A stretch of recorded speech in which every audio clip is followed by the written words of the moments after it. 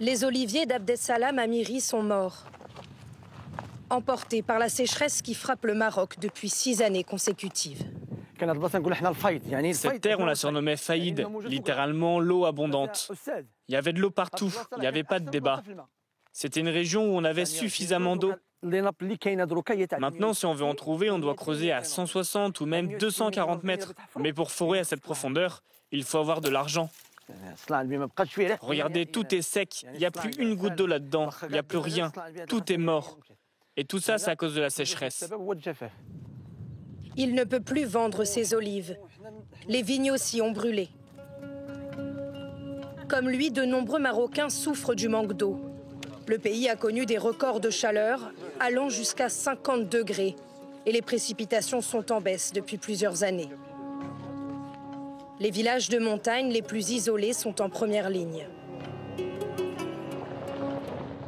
Dans le sud du Maroc, des scientifiques se sont lancés un défi. Trouver de l'eau pour ceux qui n'en ont plus. Et ils ont réussi. Ce câble-là est abîmé. Ah oui, celui-là. Grâce à ces immenses filets installés à plus de 1200 mètres d'altitude, ils capturent le brouillard pour en extraire de l'eau. Vous voyez ces filets-là, ils sont tridimensionnels.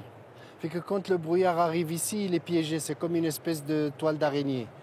Et donc l'eau, elle a le temps d'être coincée, de descendre ici. Et puis de là, ça s'en va vers la citerne qui est en bas, où tout est stocké. L'endroit est idéal. La région de Sidi Ifni se couvre régulièrement d'un épais brouillard, poussé jusque dans les filets par les courants froids venus de l'océan. Le dispositif 100% écologique permet de récolter 37 000 litres d'eau par jour en moyenne, distribués dans les villages voisins. Bonjour, comment ça va? Bon, comment ça va l'eau ici? Pour environ 4 € par mois, les familles ont désormais accès à l'eau courante. Avant, ils allaient dans des puits. Et puis avec les puits, c'est pas toujours garanti qu'il y ait de l'eau. Avec la sécheresse, les puits sont épuisés. Avec le changement climatique, c'est encore pire. Et maintenant, pour eux, c'est un miracle. Parce que ramasser de l'eau de brouillard et avoir de l'eau de brouillard avec cette abondance, c'est quasiment impossible à penser. C'est ça. Ouais. Maintenant, on a de l'eau chez nous. On n'a plus à marcher pendant des heures et quand il fait chaud, on en a au robinet. Aujourd'hui, près de 1000 personnes ont accès à l'eau grâce au projet. Le Maroc, qui possède les plus grands capteurs de brouillard au monde, compte installer d'autres filets pour lutter contre les changements climatiques et les pénuries d'eau. Voilà pour cette illustration à Sidi Ifni. Comme promis, on en parle avec vous, Alexandra Renard. Effectivement, c'est une technologie qui paraît toute simple. Finalement, elle est peu connue aussi et pourtant, c'est une idée qui a déjà fait son chemin. Oui, c'est vrai. Attraper les nuages pour les boire, c'est pas totalement nouveau.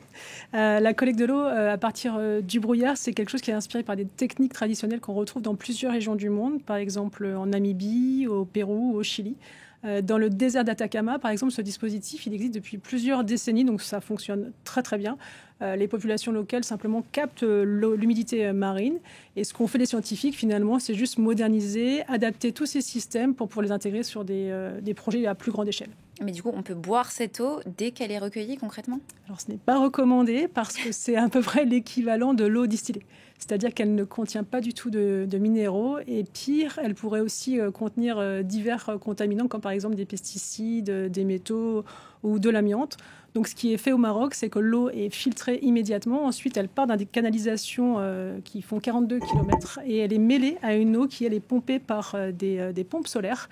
Elle est extraite, mélangée donc avec cette eau et elle arrive dans les robinets qu'on a vus dans le reportage, directement consommable en eau potable. Donc, ça a un impact social très important aussi. Oui, effectivement. Là, on l'a vu aussi dans le reportage, ça améliore la qualité de vie des gens, des grands et des petits.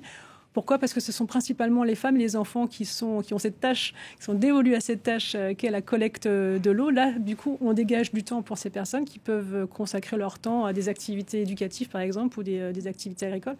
Et puis, c'est aussi l'un des pays où le stress hydrique est l'un des plus élevés. Donc, ces filets, ça garantit une certaine sécurité alimentaire dans la mesure où ça soutient l'agriculture et ça soutient aussi les habitants.